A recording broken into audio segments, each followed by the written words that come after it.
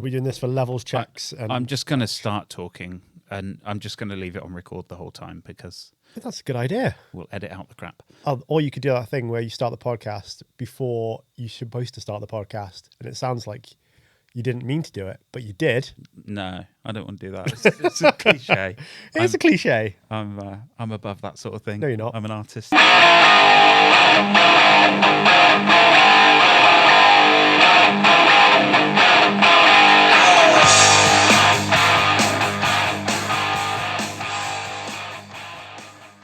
All right. Hello, welcome, and indeed hail and kill, brothers and sisters in metal. Hail and kill. The inaugural episode of Reels of Steel, a podcast where two fat, drunk, middle-aged white men sit down and talk about heavy metal movies. I'd like to point out I'm not fat. All right, well, I am pleasantly plump. Well, I've been working out. We're recording this just after Christmas, and, the turkey has taken effect. This is basically an exploration of metal exploitation cinema. And basically, having listened to a load of other podcasts about movies and about heavy metal, I got really wound up by it because people always get the names of the bands wrong. They don't understand the plot. They don't know what they're talking about. All other podcasters... Every single one? Yeah, all of them don't know what they're talking about, basically. Not a single one. No, exactly. When you're listening to, like, rock radio and things, those guys, they don't know what's going on. Is rock radio a thing? It is. It's like I was listening to Planet Rock radio earlier, and it's basically just old guys going on and on about why Asia are great or something, that kind of thing. That doesn't sound like what the young people want to listen to anymore. Well, basically... Also, is radio a thing anymore? I thought everyone listened to podcasts. Well, podcasts TikTok are where videos. it's at. That's what the kids listen to these days. But yeah, basically, I want to get past the fact that we do not consider Tom Cruise singing a Journey song to be metal, right? When it comes to movies, that we can kind of move past that. So basically, I figure what we should do in our first episode is we should figure out what makes a movie metal.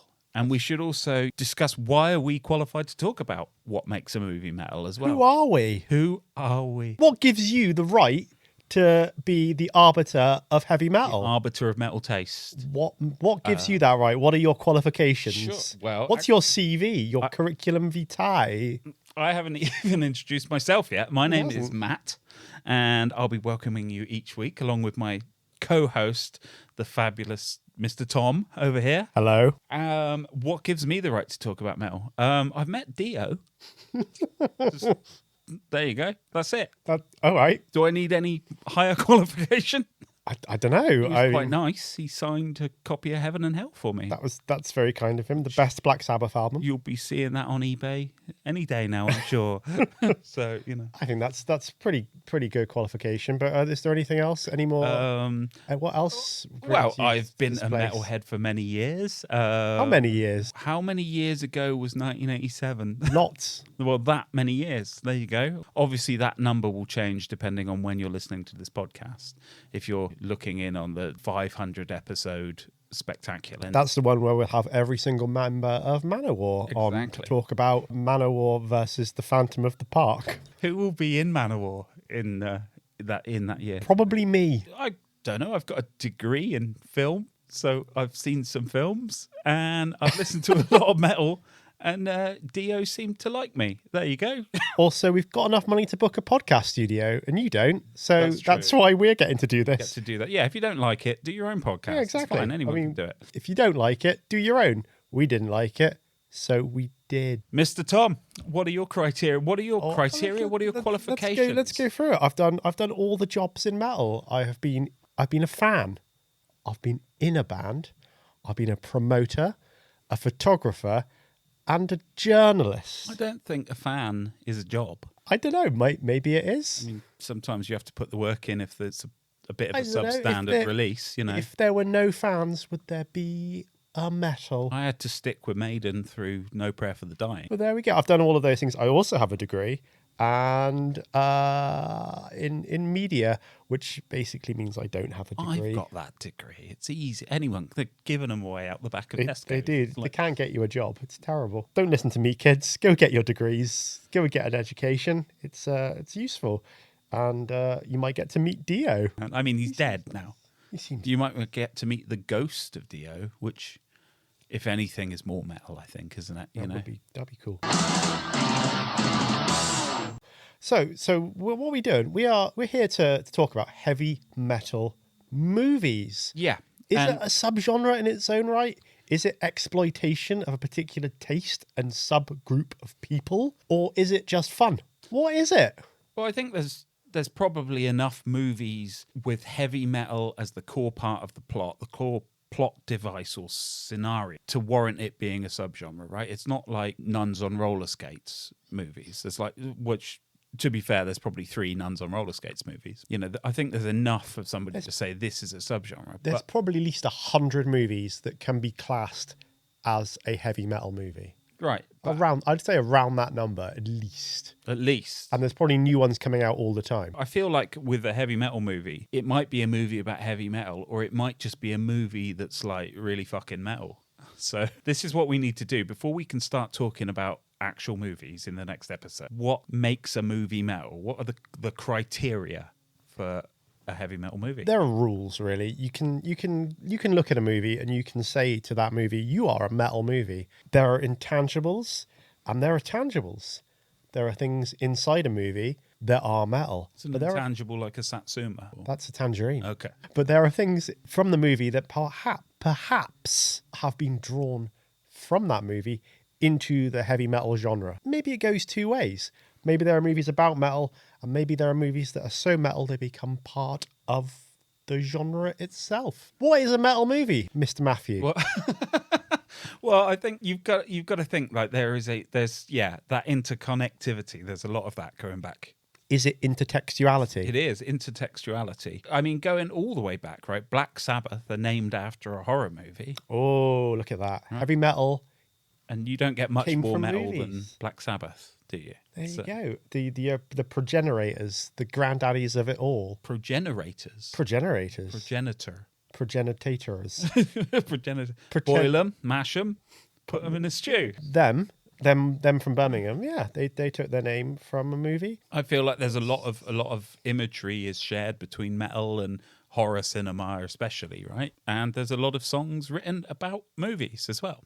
So especially if you're Steve Harris, that's basically what you do is watch 1960s British thrillers and then write songs about them. Half an Iron Maiden album is basically made up of what Steve Harris watched on ITV4 the previous week. Exactly. Steve, if you're listening, do feel free to write in and let us know. What's your favourite heavy metal movie?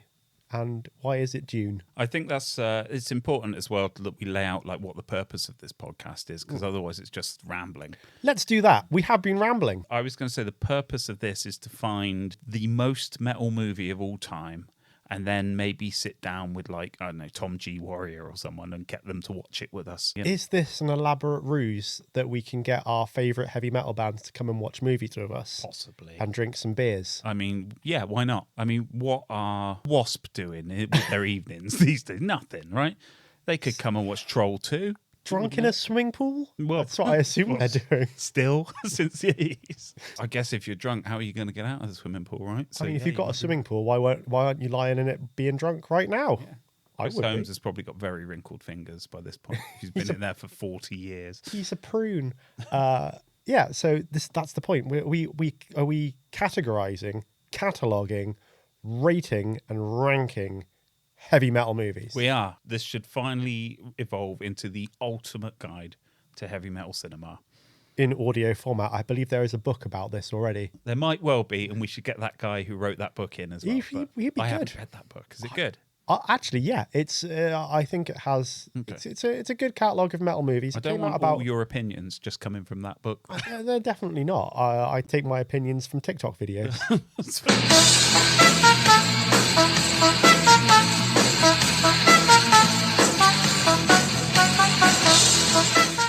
So we have a ranking system for this. Well, we have to figure this out, right? So what would be, like, for you, a key criteria of a movie that made it a metal movie? Thank you, Matthew. I've had some ideas about this. Please do share them. I think there are a few ideas. One, is the soundtrack, the sound of the movie itself. If the movie has a soundtrack that is over 50% metal, and that, of course, means metal at the time of making the movie. Do we class Deep Purple as a metal band anymore? Yeah. All right, then. Well, that's me fucked, isn't it?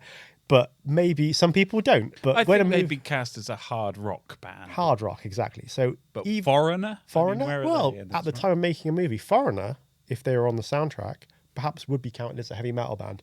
And I'd say we must look at the context when the movie was made and look at the soundtrack. If over 50% of those bands featured on the soundtrack would, at the time, be counted as a heavy metal So band... you're saying, by that criteria, like Easy Rider is a heavy metal movie? I don't think so, because I don't think heavy metal as a concept was invented got, at the time. It has Steppenwolf, Steppenwolf singing about heavy metal. but that's not a genre. It's just one song, That's true. and I don't think it has more than that song that could have been classed as I heavy thought metal at that the was time. the entire soundtrack of Easy Rider. It's just that playing in the background while some guys ride motorbikes, isn't it? Pretty much. I've not seen Easy Rider. I went on a coach to Wacken one year, and they put that on like on the TV in the coach. Somebody had a VHS of it and just played it over and over. And this is like a 20-hour drive, for like stuck in traffic on the autobahn. That sounds horrible. It's the worst thing ever. And then like some black metal kids playing their own demo through a phone sat behind me. Basically, I will only go anywhere in my own private jet now. When I went to Wacken on a coach, they put I think it was an Emperor Live DVD on the telly in the coach, and that wasn't very good. I like Emperor, but No, but you don't want to watch it on a coach. for 20 hours. No. And then someone from Exeter threw up into a bag behind me. Well, that sounds like somebody from Exeter. So let's get back on topic. Right. So 50% of the music. 50% of the music must be categorized as heavy metal by some way. Okay. So I'd like say we have to maybe... Gummo counts. Yeah, I think it might. I think we also must look at the time the movie was made as to how we classify what heavy metal is. So right now, maybe the genre of heavy metal has become a little bit more towards the extreme version of it. Whereas back in maybe the late 70s and early 80s, heavy metal comprised things that right now we might Heavy class metal as and hard rock. hard rock. So let's keep an open mind as to what heavy metal, the music I is. think that's what metal's all about, keeping an open mind, isn't it? It should be. I don't think so. I think it's about gatekeeping and asking people to name 3 songs. Can you name 3 songs? No. What's a song? I'm going to go with Who's Gonna Drive You Home? That's a song. He's got the whole world in his hands. Got the whole world in his hands. That's 2. And Eaten Back to Life. Is that a song? There we go. I don't know. Maybe. So one is sound. Sound is one of the things that makes a heavy metal movie. Second is what's in the movie, the plot, the people. The people in the movie. People of the movie, I think, is an They important. should be. Does the movie concern itself with the life and times of the heavy metal fan? Is someone in that movie a heavy metal person? Is this like a Bechdel test thing, though? Is it like, do there need to be like 2 characters who talk about heavy metal in the movie? Or can it just be some nut job ranting about why King Diamond's ace? Both. I think that should. I think the right. Bechdel test of heavy metal. Are there 2 characters who are metal and talk? That's like Bechdel. Bechamel. Bechamel, the Bechamel Bechamel test. the Bechamel test, which is a heavy metal test. That's what we're going to use. Sorry, The everybody. Bechamel test. The Bechamel test. Sorry to any women ever about this. Yeah, just in general, we're sorry. The Bechamel test. Are there characters who are or present to be heavy metal or part of the heavy metal genre? Do they take a prominent role in the movie? Is there more than one of them in the movie? Do we see what they get up to? I mean, the easy thing on this one is something like Wayne's World or your Bill and Ted, where they are the main characters. But we don't have to look at just the main characters of the movie. There are also movies where a secondary character is also metal, but maybe plays a prominent role in the film. Are we thinking about things? It's not a movie, but what about like Eddie in Stranger Things? he's a main character. He is a main character. I'd say so. I think. Does that make Stranger Things a metal TV show? Stranger Things is a good example because there's a whole lot of metal shit going on. There's a lot of metal shit as well. There's demons and weirdness and conspiracies, and a lot of it looks like the front cover of a Megadeth album. So I'd say there that might be another part of the movie. Yeah. Okay. A part of the TV show that makes it metal. But yeah, I'd say that the characters, the presentation of people within the film itself plays a lot of role in whether it is a heavy metal movie. How do you feel about like guest stars? Like, what about rock stars who are coming in and doing bit parts in movies? You know, sometimes it's stunt casting, sometimes it's just Paul Stanley wanted to pretend he was a lawyer or something in, you know, CSI New York or something. Does that count? No, I don't think so. I think that, you know, you've got... Depend on the character they're playing? I think it depends on the character they're playing and the scenario that they're put in. I'm trying to think of a metal person who has had a role in a movie that didn't play to their metal-y strength. Does Henry Rollins count as being metal? I think he honorarily does. He's metal adjacent. He's metal adjacent. Henry Rollins has been in some movies that possibly aren't metal. Does that make them metal? The Chase. The Chase. There you go. That's pretty cool. But Heat. That was... Heat's pretty... And and He Never Died. That is quite a metal. That is a metal movie. Right? But what about Bad Boys? Henry Rollins was in Bad Boys. Is Bad Boys a heavy metal movie? I'd say no. So I think that you can divorce the character from the actor if they come from a metal background. All right. So we've got people, we've got music, quite tangible things, and then we talked about the satsumas in this in the room. The intangerines. So basically, we're talking about black leather robot biker bimbos from space mutating people for fun, that kind of gnarly shit, right? I think it's a movie where you see a particular moment in the film and you go, yeah, and you do the horns at the screen because the moment itself or what you're seeing... When the vampire rips someone's head off. And you're like, yeah. It makes you make a Tom G. Warrior noise. and that... That is that is the intangerine. No, the intangible tangerine. Does it count for like? What about like? I think we all know that the one who walks backwards, the Lord of Darkness, Satan, is like, you know, probably pretty into metal, and if he's not sick of it at this point. So, what about movies that just happen to have Satan in? Like, what about, is The Omen a metal movie? I don't know. We were talking about Hammer horror movies earlier, weren't we? And it was like, are Hammer movies metal just because doom metal? You know? Because doom metal, yeah. Hammer horror. I wouldn't put the entire genre in there and say yes, but I'd say we need to take each one individually and maybe take a good look at it and say, is this movie metal as fuck? Did this movie make Lee Dorian write a whole album? Maybe it did. So if it's got a satanic robot in, it's a metal album. It's a metal movie. There's also quality. There are a lot of movies which have elements... robots. Satanic robots, but they might be shit satanic robots. Was it a well-presented and good satanic robot? What's that movie where the evil house kidnaps the woman? No, it's a house of the future. So it's a robot house, and it keeps the woman in the house, and then it has a golden robot baby with her at the end. Hardware? No. I'm going to look this up. I think it's a Michael Crichton story. She gets pregnant and has a golden robot baby, and it looks a bit like the woman in Superman 3 who gets all covered in circuit boards and bits and bobs. You know. So, that was a really stupid moment, but that was that. But I think Superman 3, not a metal movie, by the way, disclaimer. But made by Canon, who probably made the highest number of metal movies, intangibly metal movies, than any studio. That's true. Far. Up there with the De Laurentiis Entertainment Group, I think. Metal output. A De Laurentiis Canon production starring Dio and Dolph. Together at last.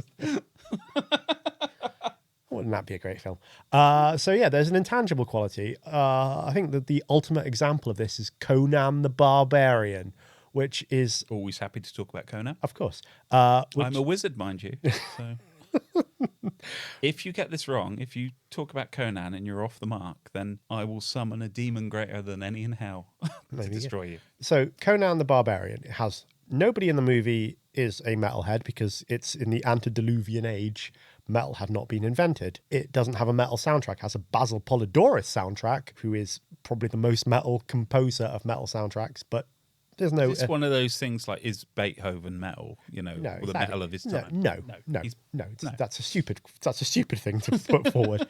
But Basil Polidoris makes some cool soundtracks. That's true, because any of his music fits. It fits very Put nicely. that on, people are like, oh, ready to Let's party pull down. out a broadsword and or battle axe and decapitate someone. Soundtrack, not metal. The visual presentation and characters, not metal.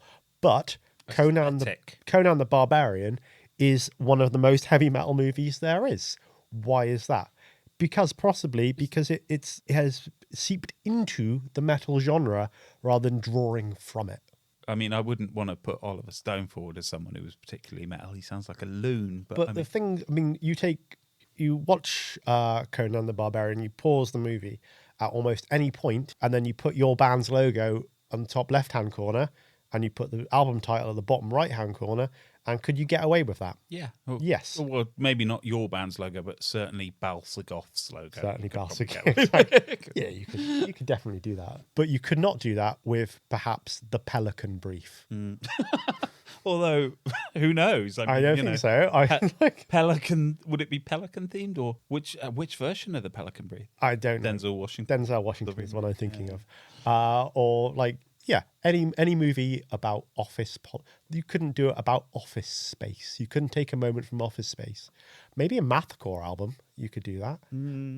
But you wouldn't certainly get away with it if you were a power metal band. Now right? I just want to talk about, movies that aren't metal that you could try to make album covers out of. So that's why I think there is the intangible quality of metal, that you can't define it, but you know it when it's there. Mandy is a good example of this, right? Loads of leather, Nick Cage going completely crazy, chainsaw deaths. Yes. Mutants in the wasteland, all that stuff. And that's quite metal, but I mean, there might be a bit of classic rock near the beginning. Well, if when they're getting stoned, but then the rest of it's all like synthwave, isn't it? It's a bit. There's a lot of synthwave, but I do believe that one of the guys out of Sun. Does anyone know how to pronounce that properly? Sun. Them. One of them did the soundtrack. He was on there just doing some big old riffs and feedback and shit. So I think that's pretty metal. But also, the soundtrack on that, I'd say, is, synthwave is metal adjacent now as well, isn't it? It's become that way, hasn't it? Thanks, Perturbator. Is it just the 80s crossover that does that? I think it's there's John Carpenter has a lot to answer for. Okay. So, John Carpenter does have a lot to answer. I think those soundtracks, original old school John Carpenter weirdness, that's seeped into the metal genre. There's been some sort of... Is that, again, just metal fans listening to horror movie soundtracks all the time as well? That's true. That is a thing. But, metal pushes against other genres quite hard, against hard rock, goth, synthwave, prog. All of these things are adjacent. That's true. You can have a metal scale with Sinister at one end and Heart at the other, right? And it's still a metal scale as well. Yeah. So, and you can listen to both in the same day, and everything's fine. And likewise, so you can probably have a metal movie scale as well, with Bill and Ted at one end and Martyrs at the other. No, probably not.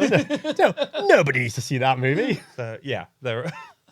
Like, I would happily listen to Sinister, but I'm not watching that again.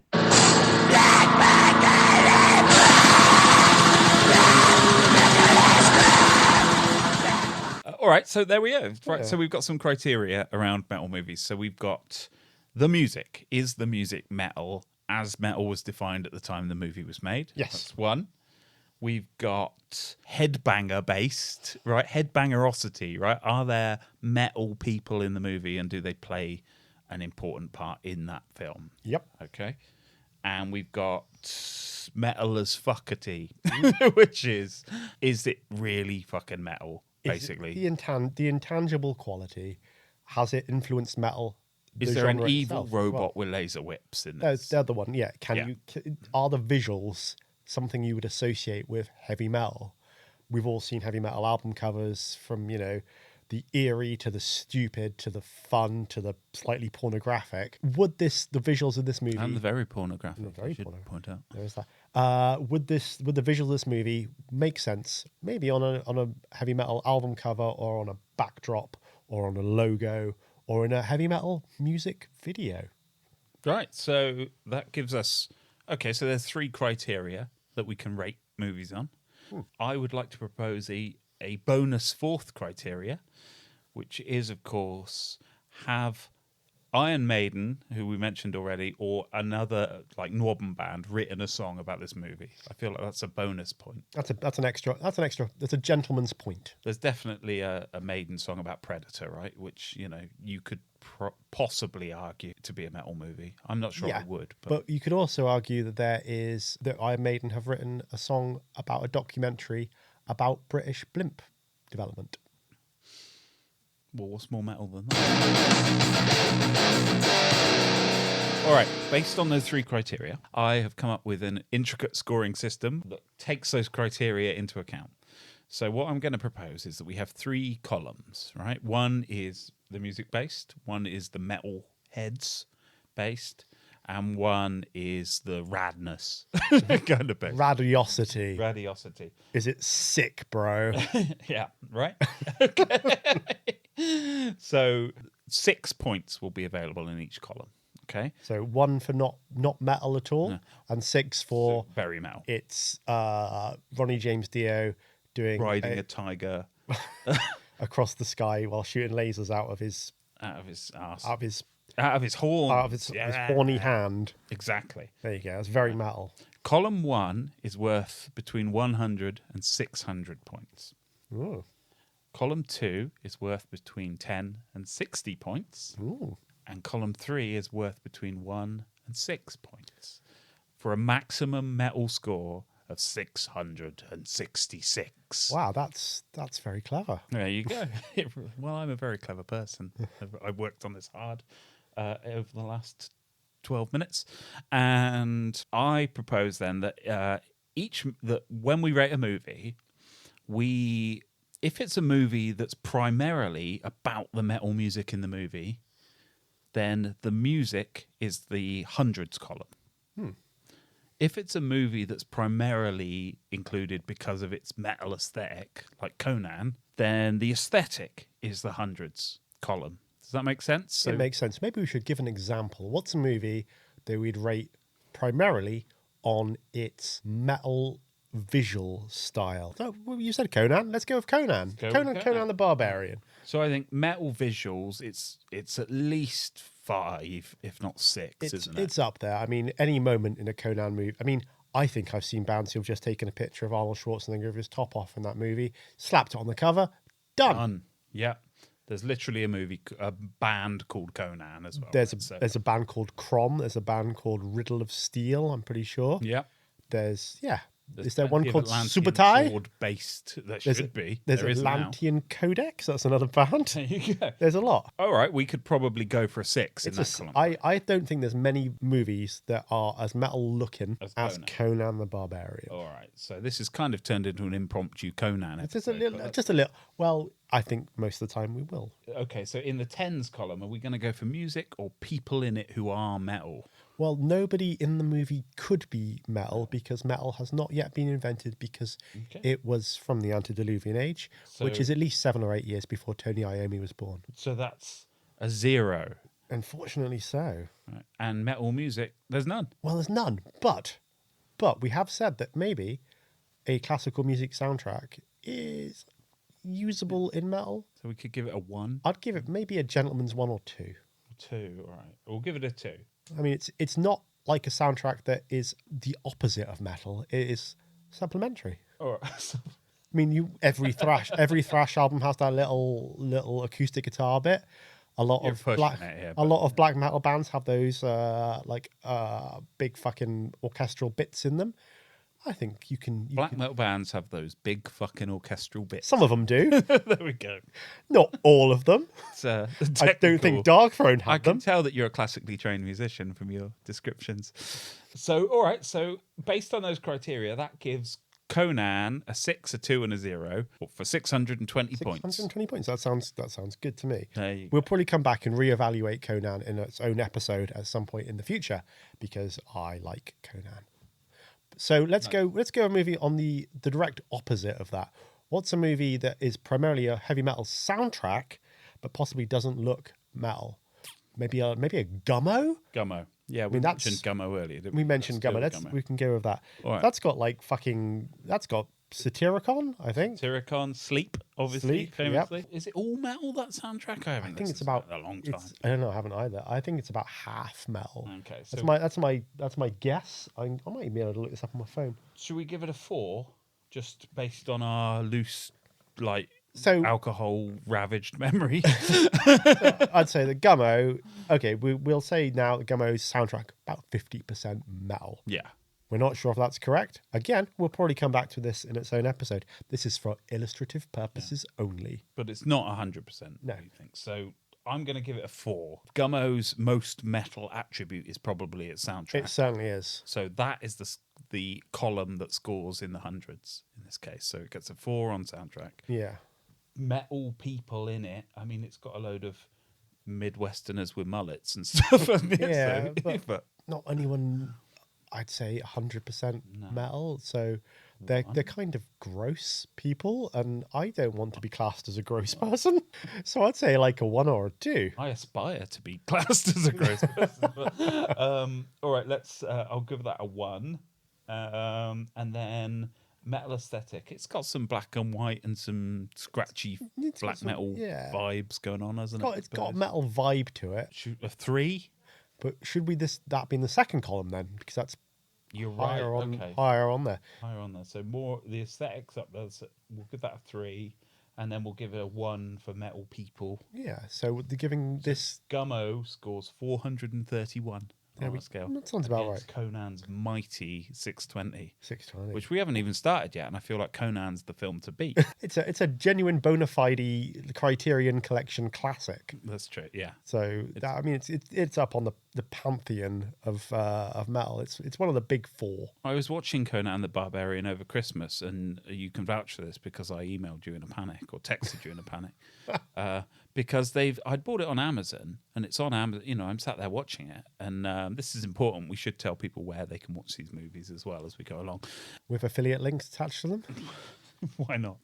Why not, indeed? They've basically changed the version that I'd bought for the director's cut. And it had this whole scene in with a big speech that I'd never seen before, and I may have been a little bit pissed, but I genuinely thought perhaps I had slipped into a parallel dimension and had a bit of an existential crisis halfway through Conan. You have a Mandela effect. Yeah. Then I watched the rest of Conan, and now I am a firm nihilist because I just took that as my philosophy. Thanks Conan. Thanks for that. Does Crom cares not for your 4 wins. Then to hell with him. Exactly. So we've got one more category to sort of we want to put at the front. So what's a movie that features heavy metal characters? Bill and Ted. Well, Bill and Ted's high on the list. Bill and Ted. Excellent or bogus? We'll go with excellent. I think Bogus Journey is possibly a more metal. More movie. metal, yeah. But let's go with Bill and Ted's Excellent Adventure because it was the first one, and I think more people are familiar with Bill and Ted's Excellent Adventure. Are they? I don't know. I went to see Bogus Journey at the cinema. Yes. It shows how old I am. Yeah. I went there. My dad took me, which is quite sweet. Okay, so we're saying Bill and Ted are reasonably metal people, but they're not like super tough biker dudes, right? What does that mean? Do you have to be super tough biker dudes to be metal? I think you just got to be like chill, haven't you? Yeah, exactly. I think these guys, again, we must judge this at the time it was made. I think to not be chill would make you a poser. But I guess at the time it was made, like, who else was out there in sort of that area? When did that come out? 89? Made in 87 and came out in 89. Came out in 89. Okay, cool. Yeah. So that's tail end of the hair metal era. Yeah, 89. So I'd say 89 is almost central to the hair metal era. When did Nirvana's Nevermind came out, which is probably the bullet in the head? 92? 92. Yeah, so that's the bullet in the head of hair metal. So it was still, hair metal was big. There was that weird crossover period around those first couple of years of the 90s, wasn't there, where if things like Slave to the Grind came out as well, right? Where it's like hair metal bands trying to have a grittier take on things, I think, and then but then grunge running roughshod over the whole thing. Yeah. All right, so anyway, but back to Bill S. Preston Esquire and Ted Theodore Logan, they're metal. They're pretty metal. I wouldn't give them the 6. I'd give them a 5. A 5. I think so. I think that's fair. There's not a lot of metal and studs in that movie. I But mean, there is that might be our own perception of what some pretty metal hot rocking. is from us right now. But back in '89, when did like? Well, there were a lot more. When was Morbid Angel putting out albums? There were a lot more blue jeans on the scene That is before Metallica's self-titled album came out. I think, put it that way. So That's you know, true, yeah. I think that's fair. Blue jeans and high tops, and they wore those blue jeans and high tops, It's a classic look. and they wanted Eddie Van Halen in the band. There we go. And you know, Eddie Van Halen's pretty metal, I think. But I don't think they're pushing the boundaries of metal. I think a gentleman's 5 Okay. is about right for So Bill what and Ted. about the soundtrack? Has got to be the second most Soundtrack, metal I think, thing here, right? Pretty decent for the time. They had Nelson. they had Extreme. Yes. They have Extreme. Do you want to play? Yeah, that was a good Do album. you wanna play? Dangerous by Shark Island. I Can't Break Away. I Can't Break Away. The boys and the girls are doing it. By yeah. Vital Signs. Dancing with a Gypsy by Tora Tora. But this is Tora hardly a heavy metal soundtrack, but it's certainly a late 80s, early 90s hard rock smorgasbord, Yeah, isn't it? It's got Dweezil Zappa on it. Yeah. And who can argue with Dweezil? Probably his dad. So I would say, again, it's not pushing any boundaries in terms of, you know, pure steel allegiance, but I would suggest a 4 for this. I think a good so. It's middling score. I think It's a rock soundtrack, it's right? not. I wouldn't turn it off. I quite like it, but it's definitely not something that I would say is particularly It's not defining. metal. All right, so we got so there's a 5 and a 4, and then metal aesthetic. The metal aesthetic. Well, You know, those little headless guitars, and that's cool. Al Young playing Genghis Khan, knocking heads off in the ball. Genghis Khan is pretty Genghis metal Khan. as the historical figures go. But no, it's George Carlin doing that little guitar solo at the end. I mean, not. But that was who was that? Was that I don't know who the hands. Yngwie Malmsteen? Was that him? Yngwie Yngwie. Yngwie. Or who else? What other guitar god was that? That's Yngwie J. Malmsteen. Obviously, Yngwie. just to. Well, Not going to pronounce it. I don't want to properly. get him mixed up with all the other Yngwie Malmsteens, like, you know, Yngwie J. Malmsteen. Or was it Steve Vai? No, Steve Vai came in and did the air guitar for the second movie, didn't he? But not in the first one. Did they replace Yngwie with someone else? How could you possibly replace Yngwie? I refuse. How could you do I'm it? not pronouncing his name correctly. I'm pretty sure I know how to pronounce it. Yngwie. correctly. I'm not going to say it. Gingivitis Malmsteen. Yngwie. I bet Malmsteen's got gingivitis. I bet he's got bad breath. I bet he stinks. He stinks like a pig. I bet he never washes. He just swans about in a silk robe around his mansion, his manse, playing a double neck guitar or something. Come on the show, Sweating. guy, Yeah. and tell us about your favourite movies and prove us wrong. Tell us you don't stink. Anyway, so None. none for None less metal. Okay. Which means Bill and Ted's Excellent Adventure scores a perfectly respectable 540. 540 is pretty deep. I'd say that Bogus this Journey is going ridiculous to and score much higher. thing. Bogus Journey being a far more metal movie than Excellent Adventure. It's got evil robots. It's got Megadeth. It's got Megadeth. It's got Satan. It's got Satan. It's got Satan. They do drop the F-bomb on Satan, though, don't they? Yeah, well, I mean, It was the early 90s. Could you get away with that? I don't know. I don't know. Oh, Yeah, I mean, they said that. Yeah, times have changed. Thank have God. Like, so anyway, all right. So we've got Conan. So there we go. Gummo, That's so for those who are still with us, and please, I hope you are, because we have talked a lot of shit. I'm not sure I am at this We're point. not judging movies against each other on the same criteria. We're judging movies based on how they present themselves in a metal way. Exactly. Metalosity. So I guess all that remains for us to do is decide on the first movie that we're going to discuss in our next episode. What's it going to be? What's a movie that really encapsulates heavy metal? I don't know. Is there a movie that's just called heavy metal? Oh, well, I'm so glad you asked, Tom. There is indeed. Should we? So you're suggesting we kick things off with the slightly dodgy 80s animation heavy metal? Let's do it. All right. I didn't want to, but I think we are. Oh no! It's happening. So, thanks for joining us on our first foray into the world of podcastery. I hope you stuck with it. I hope we didn't put you off with tangents about stop trying to ingratiate yourself, you creep. The pronunciation of guitar gods' names, which I'm going to feel free to which write I'm in. going to turn into a bit for the rest of the episodes that we do. Yngwie bits. Nay. That's going to be like a thing. Goats wandered in, much like his records. Ungen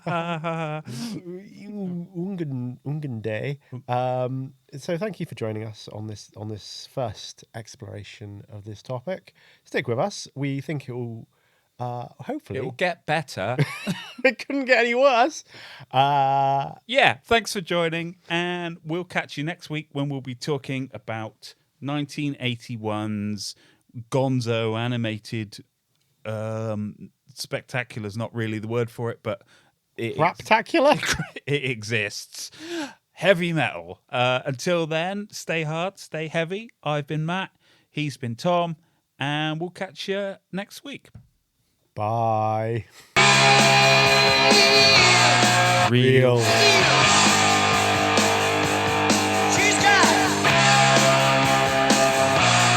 Real.